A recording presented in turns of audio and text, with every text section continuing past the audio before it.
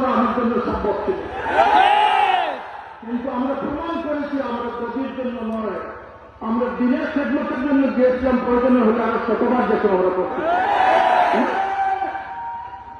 না।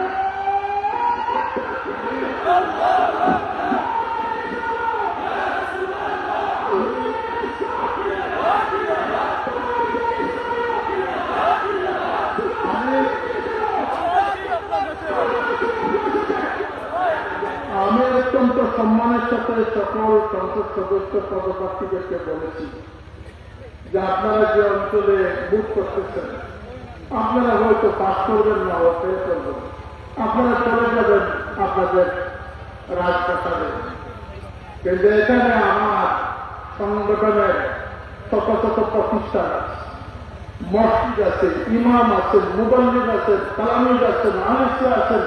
এই কৌমের পাহাড়দারি করতে হবে আমাদের, আমাদের উৎসবে আসলে আমরা সেই কৌমকে জাগ্রত রাখার জন্য আমি তো একজন ক্যান্ডিডেট আমরা সিলেক্ট করেছিলাম।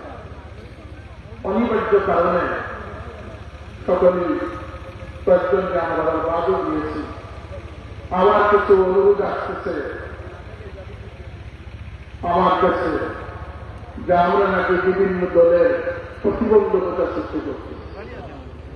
আন্তরিকভাবে যদি পরামর্শক্রমে হয় সেটা ভিন্ন কথা, কিন্তু আল্লাহর এই শক্তিদেরকে হুঙ্কার দিয়ে প্রপাগান্ডা করে মিথ্যাচার করে জনগণ করে শক্তি দিতে না।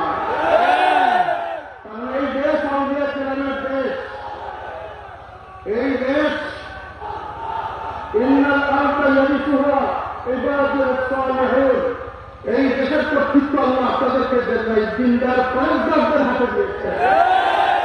এই দেশের দিনদাররা বেঁচে থাকবে, ইসলাম বেঁচে থাকবে, দিনদারদের দ্বারা দেশ পরিচালিত হবে, এটাই দেশের সবচেয়ে বড় প্রয়োজন। আমাদের কোনো আপত্তি নেই, আপনারা নির্বাচন করেন, বৈষম্যতা দূর করেন। যে বৈষম্যতার আন্দোলনে আমার তালামাদের কর্মীরা মিথ্যা অপবাদ দেওয়া